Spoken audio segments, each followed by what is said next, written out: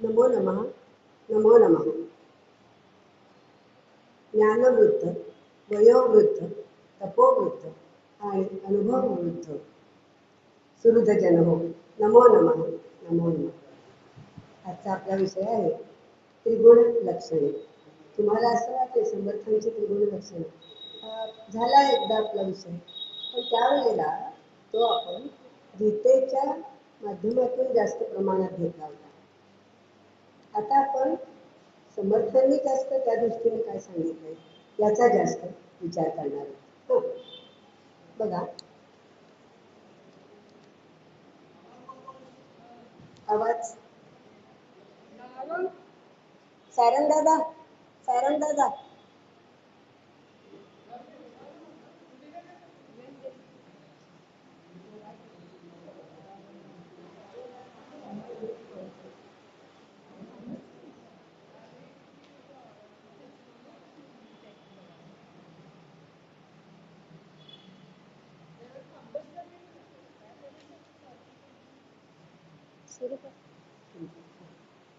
समर्थ हे कसे विचारवंत होते आता येतात.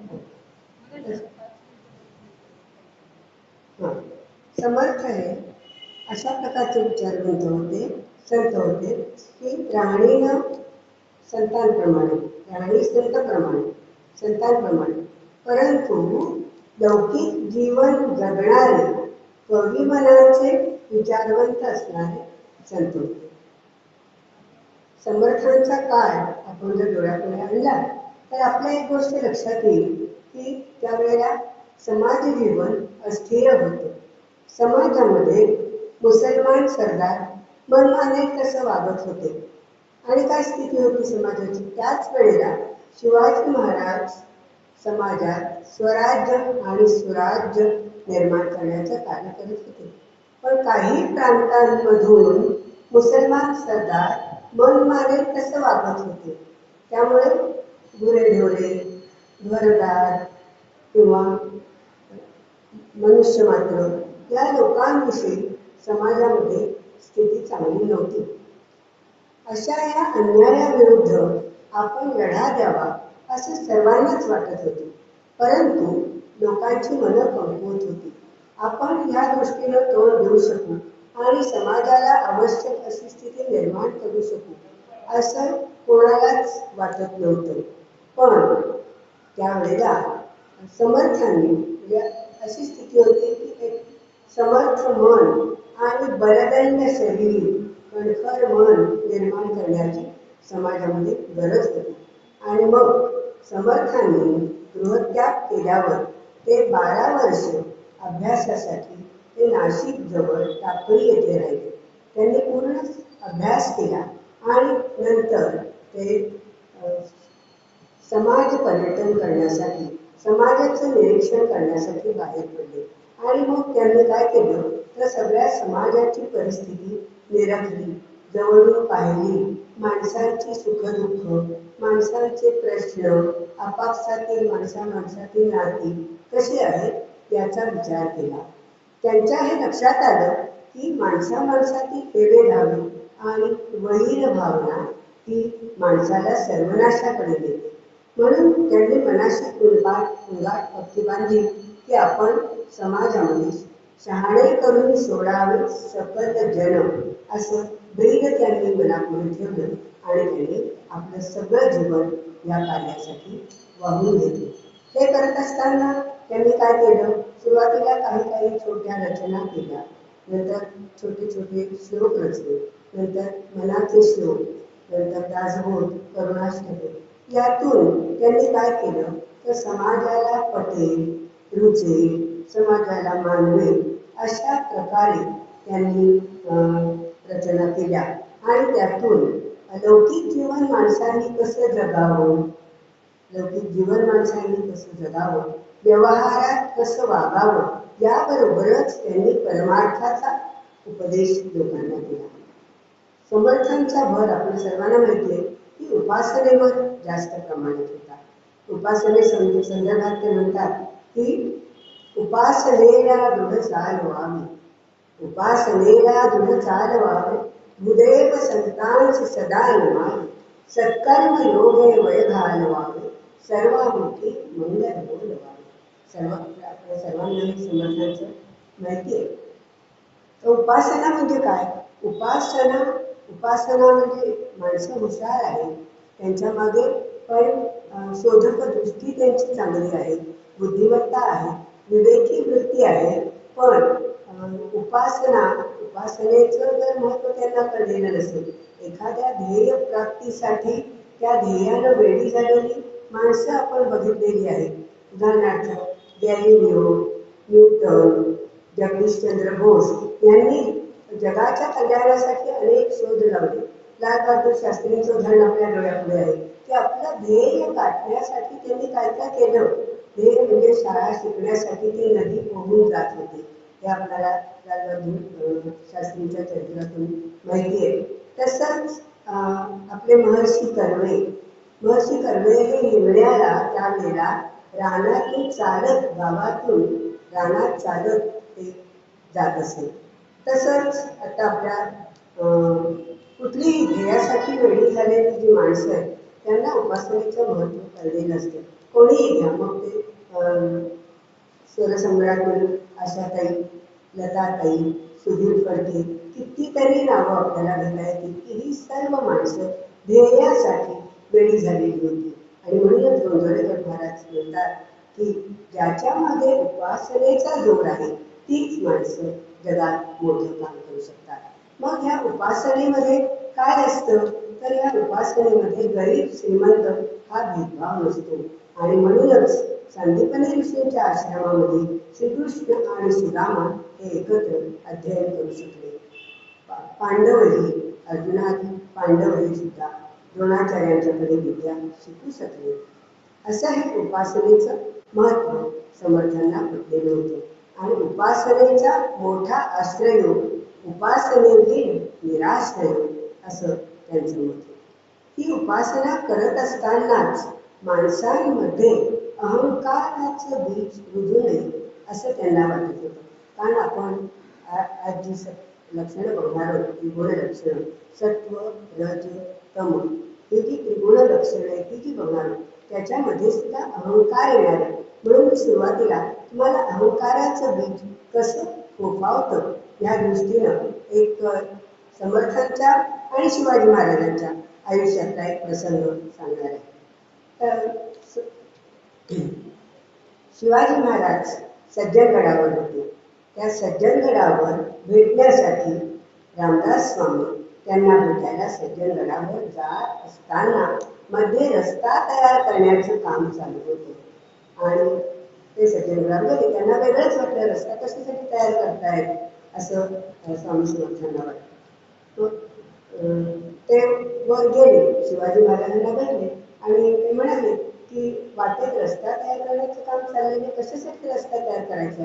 तेव्हा शिवाजी महाराज उत्तरले की खाली मारुतीचं देऊळ आहे, प्रत्येकांना माहिती असेल. तर ते मारुतीचं जे देऊळ आहे त्या मारुतीच्या देवळावर मनात येईल तेव्हा जाता यावं म्हणून गडावरून खाली रस्ता तयार करण्याचे काम चालू आहे. आणि हा रस्ता बांधून झाल्यावर समर्थांना इथे बोलवण्यात येणार आहे असं ते म्हणाले. समारंभपूर्वक त्यांना बोलवलं जाईल. तर समर्थ म्हणाले, मग तो वाटेत जो दगड आहे तो कशासाठी ठेवलाय दगड वाटेत? तर शिवाजी महाराज म्हणाले, ते रस्ता बांधून झाला, रस्त्याचं काम झालं की तो दगड आपण फोडणारच होतो. तर समर्थांना हे काही पटलं नाही. समर्थ म्हणाले की तो दगड आधी फोडा. आणि म्हणून ते आल्या पावली परत खाली निघाले आणि त्यांच्याबरोबर राजे पण निघाले. तेव्हा तो दगड त्यांनी एका रस्त्याचं काम करणाऱ्या बेलदाराला बोलवून ते दगड फोडण्याचं काम त्यांनी केलं. आणि दगड फोडल्याबरोबर काय त्याच्यातून निघाले तर माहिती असेल प्रत्येकाला की नारळ म्हणजे नारळासारखी पोकळी त्याच्या आतमध्ये होती. आणि त्या पोकळीतून एक बेडकी टुणकन उड्या मारून बाहेर आली. काय म्हणाले असतील? समर्थ शिवाजी महाराजांना म्हणाले, वा वा, आमच्या राजांची शाबास आहे की ते बेडकीसारख्या आतमध्ये पाणी ठेवून, दगडाच्या आत पाणी ठेवून बेटीसारख्या शुद्र प्राण्यांना सुद्धा ते सुखानं जगू देतात. आमच्या राजाची कमाल आहे, शाबास. आणि हे कशा अर्थाने बोलले, त्या बोलण्यातली खोच राजांच्या लक्षात आली. हसत हसत ते म्हणाले ना, राजांच्या ते लक्षात आलं. आणि म्हणजे असं कोणालाही वाटता कामा नये की आम्ही रस्ते बांधतोय, राज्य वाढवण्याचं काम करतोय, म्हणजे आम्हाला सर्वच गोष्टी करण्याचा अधिकार आहे असं समजू नये. हे समर्थांना त्याच्यातून दाखवून द्यायचं होतं.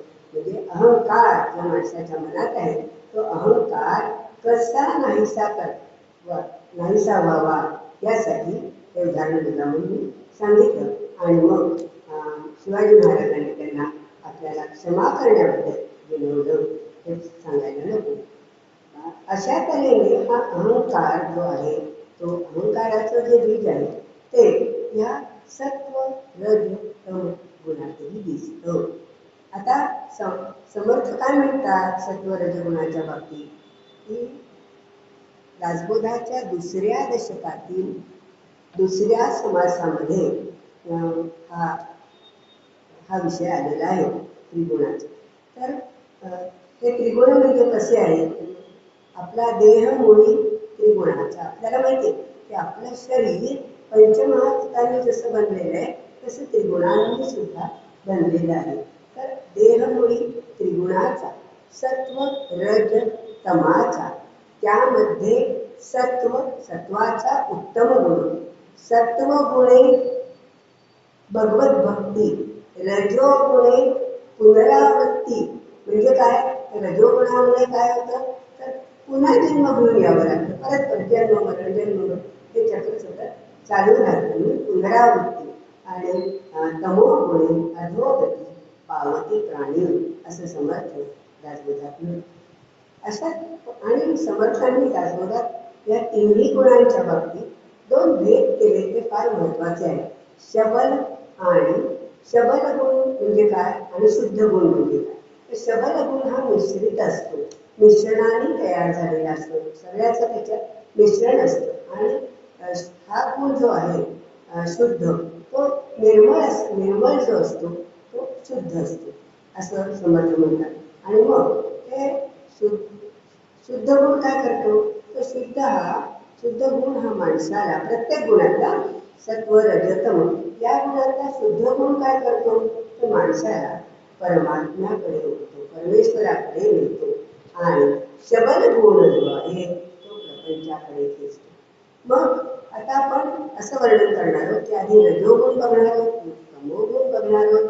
समर्थांनी तसंच केलेलं आहे. आणि त्याच्यानंतर सायुज्य मुक्ती देणारा सत्वगुण आपण बघणार आहोत.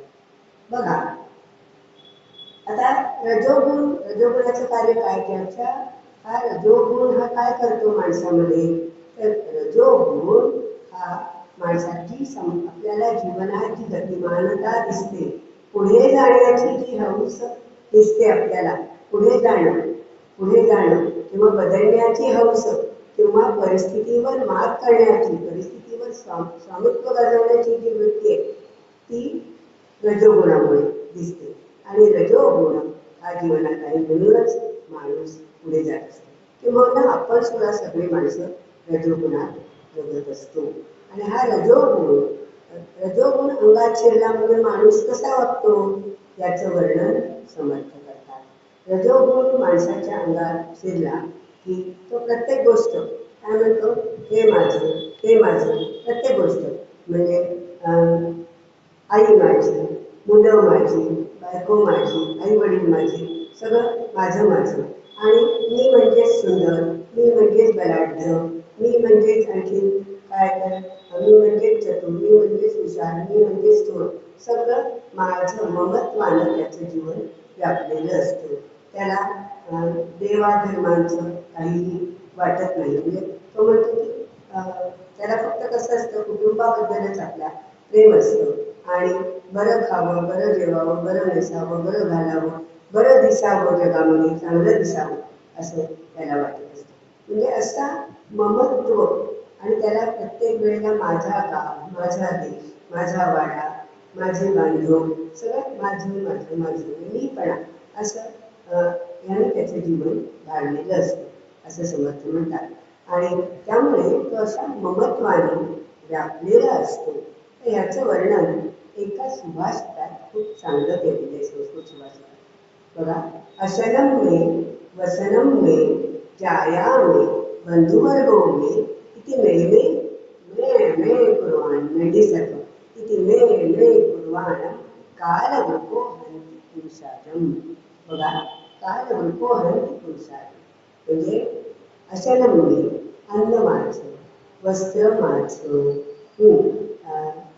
अशनम्मे वसनम्मे व्यायामे बायको माझी, पत्नी माझी, बंधुवर्ग हे सगळे बांधव माझे, असं सतत माझं माझं माझं करणाऱ्याला असाला पुरुषरूपी बोकडाला पुरुषाजम पुरुषरूपी बोकडाला कोण ठार करतो तर कालवृत्ती लांडगा त्याला खाऊन टाकतो। म्हणजेच काय तर त्याचा सर्वनाश होतो। याच्या घरी सर्व घरामध्ये सगळं काही व्यवस्थित भरलेलं असतं, धान्याने घर संपन्न असतं, पैसाही भरपूर असतो, तरी त्याच्या मनात सतत पैशाचाच विचार चाललेला असतो। मन सतत पैशाचाच विचार करत असतं आणि तो सगळं असून सुद्धा अगदी कंजूसपणानं जीवन जगत असतो। तर आता हा कंजूसपणा कसा आहे पण एका संस्कृत सुभाषितात खूप छान सांगितलंय। त्या कंजूस माणसाला काय म्हटलंय तर उपरोधानं सुभाषितकार म्हणतो की हा दानशूर आहे। बघा, कृपणेन समो दाता भूतो न भविष्यति, कृपणेन समो दाता भूतो न भविष्यति, अस्पृशन्नेव वित्तानि या परेभ्या प्रयच्छति। कृपण म्हणजे कोण, कंजूस मनुष्य, त्याच्याकडे सगळं काही आहे पण तरी कोणाला काही द्यायचं नाही, काही स्वतःपुरतं बघायचं, अशी याची वृत्ती असते। आणि त्यामुळे त्याला सुभाषितकार उपरोधानं काय म्हणतो, दानशूर म्हणतो। असा हा दानशूर कृपणेन समो दाता, कंजूस माणसासारखा दाता कधी झालाही नाही पूर्वी आणि पुढे पण तो होणार नाही। कारण तो त्याच्या आयुष्यात त्याच्याकडे भरपूर संपत्ती आहे पण तो आयुष्य जगत असताना सगळ्या त्याला रसिकतेने आयुष्य जगतो, पण आयुष्य जगत असताना तो अस्पृश्यनेव वित्तानि इतका कंजूस असतो की वित्त म्हणजे पैसा, संपत्ती, धन, तो आपल्या धनाला स्पृशन म्हणजे स्पर्श करणं, अस्पृशन म्हणजे स्पर्श न करताच आपली संपत्ती तो दुसऱ्याला देतो। इतका तर म्हणजे काय तर त्याच्या मृत्यूनंतर त्याची संपत्ती दुसऱ्यालाच मिळते ना, त्याच्या मुलाबाळांना मिळेल, आणखी कोणाला मिळेल, एखाद्या संस्थेला मिळेल, पण तो काय उपभोग घेतो का तर नाही घेत उपभोग, इतका तो कंजूस असतो। आणि म्हणून सुभाषितकार त्याला काय म्हणतो की कृपणेन समो दाता न भूतो न भविष्यति, अस्पृशनेव वित्तानि या परेभ्या प्रयच्छति, दुसऱ्याला। असं हे सगळं रजोगुणाचं रजोगुणी माणूस हा असा असतो। आणि पूर्वी खूप रजोगुणी माणसाला सुख उपभोगलेलं असतं, म्हणजे हे ममत्वाने तो गाजलेला असताना कशी त्याची स्थिती हे झाली, आता वासनेमध्ये तो गुरफटलेला असताना त्याची स्थिती काय होते याचं समर्थ वर्णन करतात की आधी खूप त्यांनी सगळं काही उपभोगलेलं असतं, सुख उपभोगलेलं असतं, सर्व काही त्याला मिळालेलं असतं, पण त्याला सतत चिंता लागलेली असते की हे सगळं मला पुढे पुन्हा कायम टिकेल ना, मला पुन्हा आयुष्यात हे उपभोगायला मिळेल ना, अशा तऱ्हेनं त्याचं जीवन म्हणजे चाललेलं असतं, त्याला सतत चिंता असते म्हणा। त्यामुळे तो समाधानी नसतो, म्हणजे त्याच्याबरोबर सतत म्हणजे धडपडीची वृत्ती असेल, रजोगुणाबरोबर येतात ना, सतत धडपड करणं, पुन्हा खटपट करणं, उद्योगीपणा, सतत उद्योगात राहणं। पण काही वेळेला असं केल्यामुळे काय होतं तर त्याचं एकही उद्योग हे सगळीकडे याच्यावर हात घाल त्याच्यावर हात घाल असं तो करत असतो, म्हणजे हे करू का ते करू, आणि हे करत असताना काय होतं त्याचं कुठलंच काम नीट काही वेळेला होत नाही। म्हणजे आपण गीतेत जे बघितलंय, व्यवसायात्मकामध्ये त्याच्याबद्दल अनेक पाटे फुटलेली असतात आणि त्याच्यामुळे त्याच्या हातून काही वेळा चांगलं काम होत नाही आणि सतत त्याच्या मनात चिंता असते. कुठली चिंता असते तर हे सगळं मी उपभोगलं आहे आधी, ते पुढे राहील का नाही अशी सतत काळजी, अशी सतत चिंता त्याला वाटत असते. असा हा रजोगुणी माणूस. त्या पण हा देवाचं कार्य करण्याची, देवाचं कार्य किंवा दानधर्म वगैरे करणं हे याला जास्त आवडत नाही. पण शरीराचे चोचले पुरविण्यात हा अतिशय प्रवीण असतो. शरीराला ज्या गोष्टी सुखदायक वाटतील, ज्या गोष्टी आवडतील, म्हणजे उदाहरणार्थ सिनेमा बघणं, नाटकं बघणं किंवा हे करायला करा, पण जीवन जगताना या गोष्टी आपण करणारच, पण हा त्याचा अतिरेक करतो असं होतं. आणि त्यामुळे ती शृंगारी गाणी ऐकायला, ताना वगैरे हे सगळं त्याला आवडत असतं. आणि मग मात्र परमेश्वराचं देवासंबंधीचं कार्य करण्याची वेळ आली असताना हा थोडीशी माघार घेतो की हे सगळं माझं आहे, मी करतोय, ते अहंकार त्याच्या मनात दबून असतो. आणि त्या अहंकारात म्हणजे आपण आपलं आता निरीक्षण करूया, आपण आपली स्थिती काय येते. थोड्याफार प्रमाणात सगळ्या गोष्टी या माणसामध्ये असतातच, पण तरी सुद्धा त्याचा अतिरेक हा माणसाला सर्वनाशाकडे नेतो. आणि म्हणून आता दान धर्म करायला आवडत नाही, देवाचं कार्य करायला आवडत नाही, देवाचं कार्य करायची लाज वाटते, धर्म आवडत नाही, कुठला दान कुठला धर्म असं सगळं याला वाटत राहतं, देव कुठला, हे सगळं माझंच आहे, मी सगळं करतो, अशा याच्यात अशा मनोवृत्तीचा हा माणूस असल्यामुळे त्याचा नाश व्हायला वेळ लागतो. आणि म्हणून यावर समर्थ म्हणतात, यावर उपाय काय? उपाय काय तर फक्त भगवत भक्ती करणं, आणि ती सुद्धा मनापासून करणं. पण त्यासाठी मन तयार करणे. म्हणून आपण गीतेत बघितलं की मनापासून प्रयत्न करणं की पत्रम पुष्पम फलम तोहि यो मे भक्त्या प्रयच्छति. ते अगदी परमेश्वराला जे पान फूल फळ व्हायचं ते अगदी मनापासून भक्तीने व्हायचं.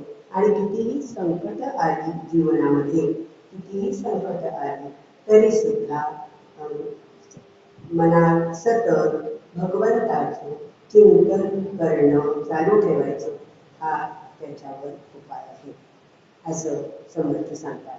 मनापासून प्रयत्न करणं, मन वळत नाही, मन परमेश्वराची भक्ती करायला वळत नाही, पण मनाला ठासून स्वतः सांगणं, सतत परमेश्वराचं संसारातले दुःख भोगत असताना परमेश्वराचं चिंतन करणं, आणि त्यामुळे या सर्व गोष्टी सुकर होऊ शकतात असं समर्थ म्हणतात. आता रजोगुणामध्ये सुद्धा जसा, पण हा रजोगुण जर शुद्ध असेल तर तो आपोआपच परमार्थाकडे वळतो.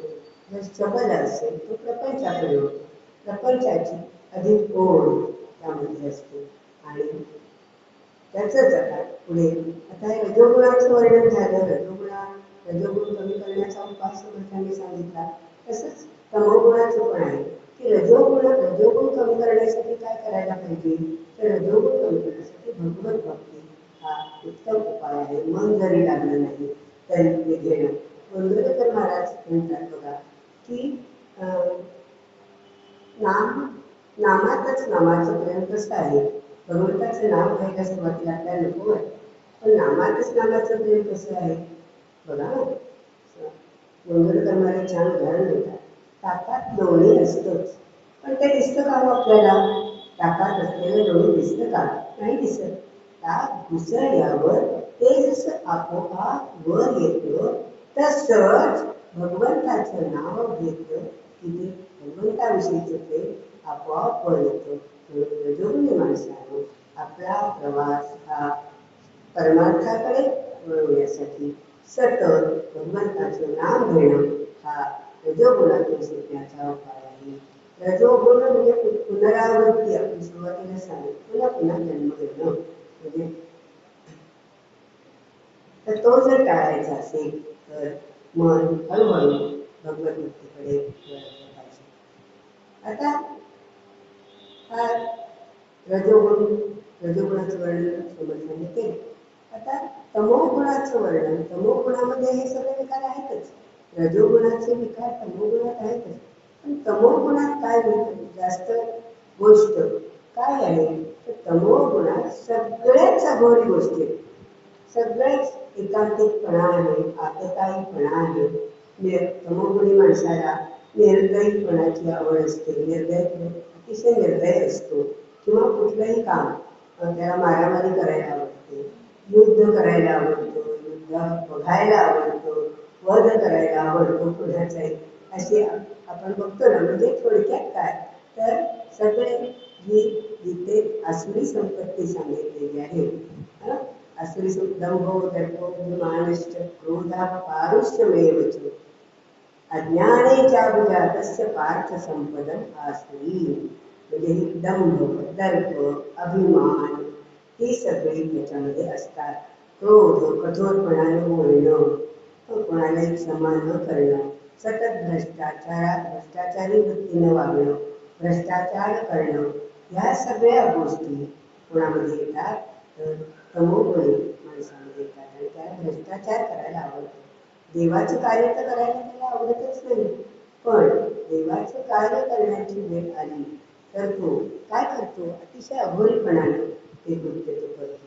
त्याचं खाण कसं करतो अघोरीपणाने, म्हणजे समजा देवाला काही नवस बोलायचं आहे, देवाला काही द्यायचं आहे किंवा, तर तो काय करतो तमोगुणी माणूस की देवाला देताना तो आपलं म्हणजे एखादा अवयव कापून, डोकं सुद्धा कापून देवापुढे ठेवतो. किंवा पंचाग्नी साधनं म्हणजे काय, पंचाग्नी साधन म्हणजे कदाचित माहिती असेल आपल्याला. पंचाग्नी साधन म्हणजे की स्वतःमध्ये बसायचं किंवा झोपायचं आणि देवासाठी, आणि मग बाजूला 4 प्रकारचे अग्नी पेटवायचे. वर सूर्यनारायण अग्नी म्हणजे 5 अग्नी झाले, 4 प्रकारचे अग्नी पेटवलेले, आणि त्याच्यामध्ये बसून साधना करायची देवासाठी. इतका अघोरी कृत्य त्याचं असतं. तसंच स्वतःला उलट टांगून घ्यायचं. काही लोक आपण बघतो ना अशी, की स्वतःला उलट टांगून खाली जमिनीवर अग्नी पेटवायचा आणि त्या अग्नीचा धूर घ्यायचा, अशी अघोरी कृत्य हा करतो. म्हणजे त्याला कशाचीच काहीच त्याला कशाबद्दल वाटत नाही, असा हा तमोगुणी वृत्तीचा माणूस असतो. आणि सतत याचं खाणं पण अचाट असतं, त्याची भूक अचाट असते, तेव्हाही काहीही तो खातो. किंवा कुठेही त्याला युद्ध पाहणं, युद्ध बघणं, वध करणं हे तर आवडतं, स्वतः जाऊन त्या ठिकाणी बघणं आवडतं त्याला. कुठे म्हणजे अशा इतक्या गोष्टी त्याच्या विचित्र आहेत की त्याला नाईलाजाने माणूस म्हणायचं, माणूस म्हणायची सुद्धा त्या तमोगुणी माणसाची आपल्याला लाज वाटते, पण नाईलाजाने त्याला माणूस म्हणावं लागतं. असा हा तमोगुणी माणूस आहे. तो त्याला देवालय पाळायला आवडतात, किंवा देवाचं काही करायचं नाही, पण देवळं पाडायची, वेगवेगळ्या ठिकाणी जाऊन देवळं पाडायची. शिवाय काय करायचं, एखाद्या झाडाला चांगली फळं लागलेली असतील तर ती फळं सुद्धा पाडायची, झाडं मोडून टाकायची. असं इतकं अघोरी काम करणारा आहे. आणि म्हणूनच या रजो आणि तमो गुणातून माणसाची सुटका होते. आणि त्या सुटकेचा एकच उपाय म्हणजे ही सुटका त्याच्यातून होत नाही. पुन्हा इच्छा नसली तरी पुन्हा जन्म घ्यावा लागतो. आणि म्हणून समर्थांनी सत्वगुणाची कास धरायला सांगितलं. तर सत्वगुण हा कसा आहे तर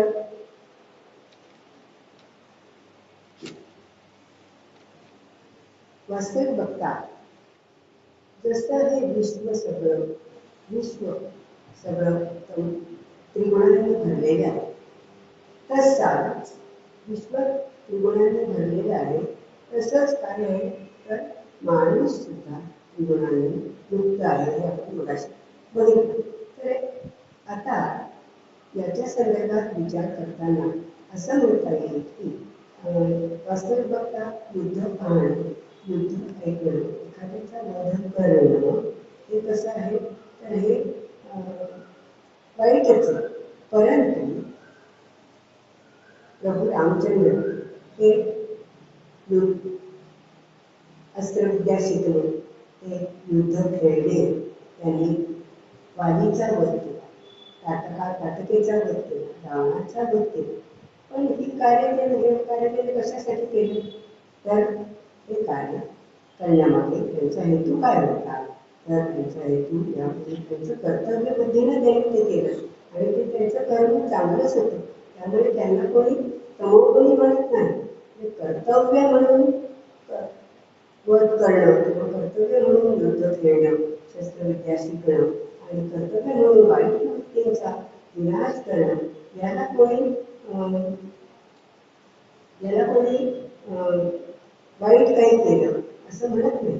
तर त्यांना कोणी ते परमेश्वराचे अवतारच आहेत असंच म्हणत. तसंच श्रीकृष्णाच्या बाबतीत आता आपण बघतो की गीतेचे 18 अध्याय सांगून काय केलं भगवान श्रीकृष्णाने. अर्जुन युद्ध करत नव्हता, अर्जुना युद्ध काय प्रवृत्त केलं. म्हणून हे दोन्ही अवतार तमोगुणी आहेत असं कोणीही म्हणत नाही.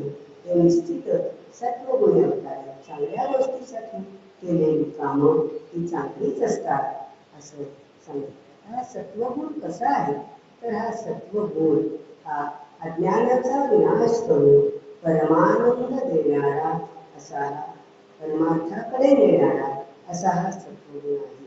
आणि हा सत्वगुण हा महात्म्याचे भूषण आहे. हा मोक्षरूपी लक्ष्मीचं ऐश्वर आहे असं समजलं. मोक्षरूपी लक्ष्मीचं ऐश्वर असणारा असा हा सत्वगुण आहे.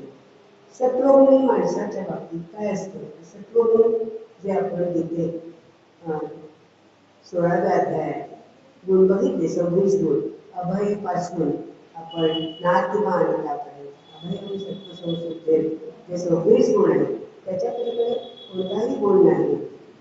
बघा, अभय आणि सत्वसंशुद्धे ज्ञान योग व्यवस्थिती दानं तमश्च यज्ञश्च स्वाध्यायस्तथा अहिंसा सत्यम क्रोधश त्यागश्चान्तिरपैशनं दयाभूतेषु दुःखं मार्गवं विभिः चापलं तेजा क्षमा धृती शौचं अद्रोहो नातिमान. त्यातले सगळे गुण जे 26च्या 26 गुण आहेत ते या सत्वगुण माणसामध्ये बघायला मिळतात असं समर्थ म्हणतात. आता कसं तर याला ईश्वराची भक्ती करणं, परमेश्वराची भक्ती करणं, परमार्थाची आवड, हरिकथेची आवड. कुठेही हरिकथा चालू असेल तर तो आपली बाकीची सगळी कामं टाकून तो ती हरिकथा ऐकण्यास जातो. आपलं काम सोडून तो ते करायला प्रवृत्त होतो. आणि याला उत्सवाची अतिशय आवड असते सत्वगुणी माणसाला. का बरं तर कालिदासाने म्हटलं की उत्सवप्रिया खरं मनुजा, उत्सवप्रिय हा खरं मनुजा. म्हणजे माणसाला उत्सव आवडतो. आणि ह्याला पण उत्सव का आवडतो तर उत्सवामध्ये निरनिराळ्या व्यक्तींची भेट होते उत्सवामध्ये आणि निरनिराळी चांगली वक्तव्य, चांगली भाषणं, चांगले शब्द कानावर पडतात, समागम होतो, चांगले विषय ऐकायला मिळतात, सज्जनांचा सहवास वाढतो आणि त्यामुळे आपल्या बुद्धीमध्ये फरक पडतो.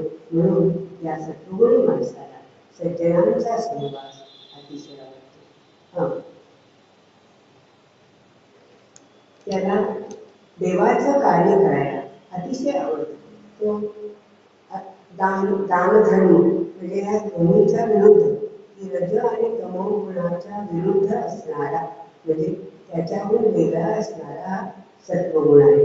हा सत्वगुण कसा आहे तर त्या सत्वगुणी माणसाला परमेश्वराचे सगळं कार्य करायला आवडतं. कुठली कुठली कार्य तर देवपूजा करायला आपल्याला आवडते. देवाची साधनं सगळी, देवाची भांडी, देवाची वस्त्र स्वच्छ ठेवायला आपल्याला आवडतात. तो देवालयांसाठी वेगवेगळ्या वेगवेगळ्या देवळांना तो देणग्या देतो. अशा देणग्या देतो.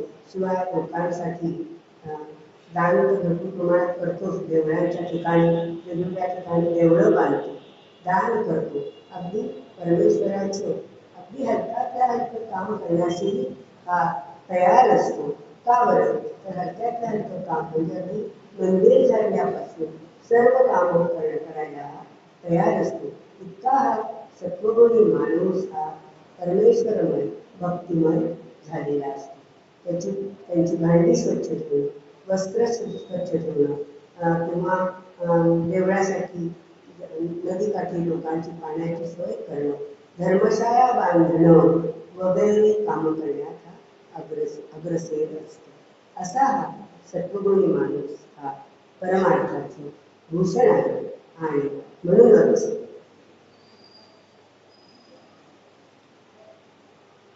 सारांश असं म्हणता येईल की हा कोणावरही उपकार करायला तयार असतो. म्हणजे आपल्यावर अपकार करणाऱ्याशी सुद्धा चांगला वागतो. उपकारीषु यः साधु साधुत्वे तस्य को गुणः. उपकारीषु यः साधु साधुत्वे तस्य को गुणः. अपकारीषु यः साधु स साधु सद्यो उच्यते. म्हणजे उपकार करणाऱ्याशी जो चांगला वागतो, आपल्यावर उपकार करणाऱ्याशी कोणीही चांगला वागेल, पण आपल्यावर अपकार करणाऱ्याशी सुद्धा जो चांगला वागतो, म्हणजे आपल्याला वाईट केलं आहे त्यालाही जो क्षमा करतो, तोच खरा साधू. आणि हेच साधुत्वाचे गुण या सत्वगुणी माणसाला असतात. कुठलीही आसक्ती न ठेवता भगवंताच्या कार्यासाठी हा सतत तयार असतो. पण काही वेळेला आता हे तुम्हाला असं काही वेळेला काय होतं, तर एखादा गुण दाबून दुसरा गुण पुढे येतो. तर आता सत्वगुणी माणसाच्या बाबतीत समजा आता सत्वगुण म्हणजे त्यावरनं ती व्यक्ती ठरवली जाते की ती सत्वगुणी आहे का रजोगुणी आहे. एखादा गुण पुढे असताना बाकीचे दोन गुण मागे पडतात. सत्वगुण जर पुढे असेल तर रज आणि तम हे मागे पडतात. रज आणि तम त्याच्यामुळे रज पुढे असेल तर सत्व आणि तम मागे पडतात. अशा तऱ्हेने ती व्यक्ती कशी सत्वगुणी आहे का रजोगुणी आहे का तमोगुणी आहे हे ठरवले जाते.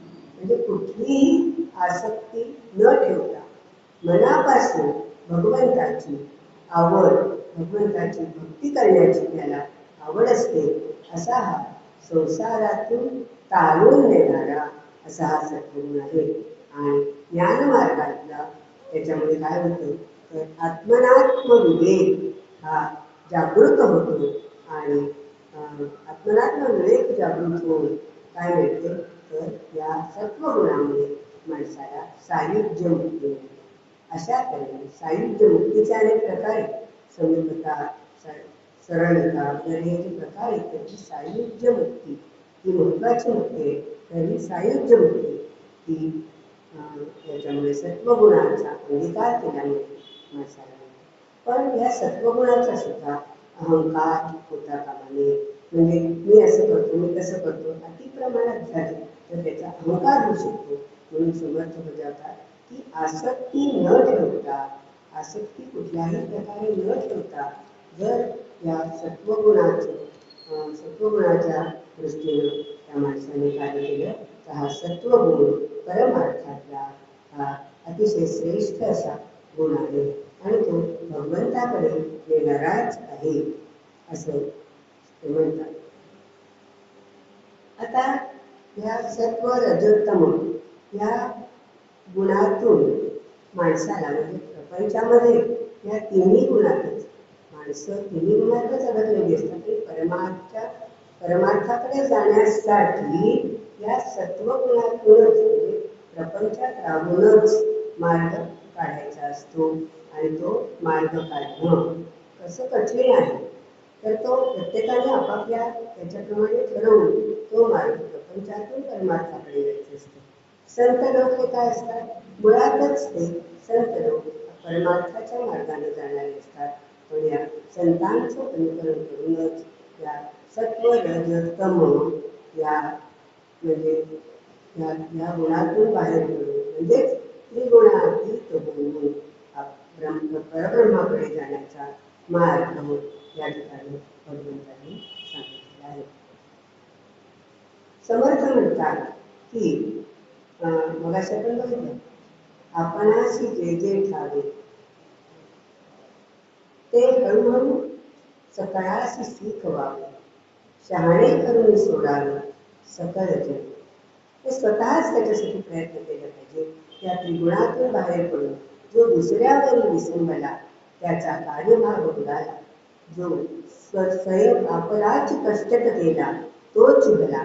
तर याच्यासाठी स्वतः प्रयत्न करून त्या मार्गाने जाणं ही बाजी प्रत्येक माणसाला आपापलीच करायची आहे. आणि म्हणून असं आहे की गीतेतलं जे जो 14वा गुणातीत योग हा जो 14वा अध्याय आहे, त्याच्यामध्ये भगवंतांनी काय म्हटलेले की त्यातल्या 14व्या अध्यायाचा 18वा श्लोक असा आहे की ऊर्ध्वं गच्छन्ति सत्त्वस्थाः मध्ये तिष्ठन्ति राजसाः जघन्यगुणवृत्तिस्थाः अधो गच्छन्ति. ऊर्ध्वं गच्छन्ति सत्त्वस्थाः, सत्वगुणी माणसं ही वरच्या गतीस जातात. म्हणजे वरच्या गतीस म्हणजे का, चांगल्या म्हणजे स्वर्ग इत्यादी लोकांमध्ये लोक त्यांना प्राप्त होतात. आणि जे राजस लोक आहेत, राजस वृत्तीचे जे लोक आहेत, ते राजस वृत्तीचे लोक हे मध्ये राहतात, म्हणजे मनुष्य लोकातच राहतात. आणि जघन्य गुणवृत्तीस्था म्हणजे काय, तर जघन्य म्हणजे वाईट कर्म करणारे, निकृष्ट कर्म करणारे, किंवा तमोगुणामध्ये जो प्रमाद, आळस, सुस्तपणा वगैरे जे जे गुण आहेत तमोगुणामध्ये, त्या तमोगुणाचं आधिक्य असणारे तामसी लोक हे अधोगतीला जातात. अधोगतीला म्हणजे नरकात जातात, अधोगती त्यांची होते.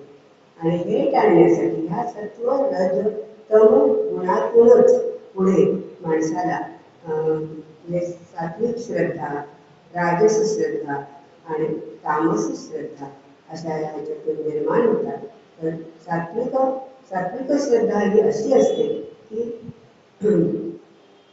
सात्विक श्रद्धेचे सुद्धा 3 प्रकार आहेत. राजस श्रद्धेचे पण 3 प्रकार आहेत. तामस श्रद्धेचे पण 3 प्रकार आहेत. तर ह्या श्रद्धा ही कशी आहे, तर श्रद्धा ही माणसाला आपल्या मूळ कार्याकडे प्रवृत्त करून देणारी ही श्रद्धा आहे. आणि म्हणून या सत्व रज तम गुणातून बाहेर पडून गुणातीत होऊन आपण पुढचं कार्य केलं पाहिजे असं समर्थ होतात. आणि समर्थांचा आणखीन एक दृष्टिकोन म्हणजे समर्थ सांगतात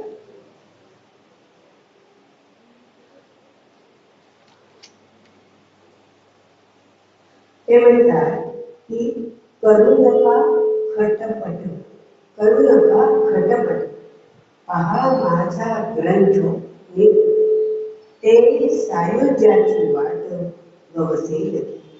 करू नका खटपट, पहा माझा ग्रंथ म्हणजे दासबोध नीट, ते सायुज्याची वाट गवसेल. असं हे बघितल्यावर, असं निरूपण हे बघितल्यावर वाटतं की त्यांनी जो उपासनेवर जो भर दिलेला आहे, उपासनेला जे महत्वाचं स्थान दिलेलं आहे, आणि त्या उपासनेच्या पोटात ज्या अनेक गोष्टी सामावलेल्या आहेत, उपासना करणाऱ्याला जी फळं मिळतात त्या फळातून त्यानं काय साधायला पाहिजे, तर उपासनेचा मोठा आश्रय, उपासनेने निरासन उदंड केले तरी जयो प्राप्त नाही. काहीही केलं, उदंड कितीही केलं तरी सुद्धा उपासना जर नसेल, जर अंगात कष्ट करण्याची तयारी नसेल, तर माणूस कुठल्याही स्थितीला प्राप्त होऊ शकत नाही. आणि म्हणूनच समर्थ म्हणतात की माझी काया आणि वाणी देवी म्हणाल अंतःकरणी, परी मी आहे जगज्जीवन निरंतर.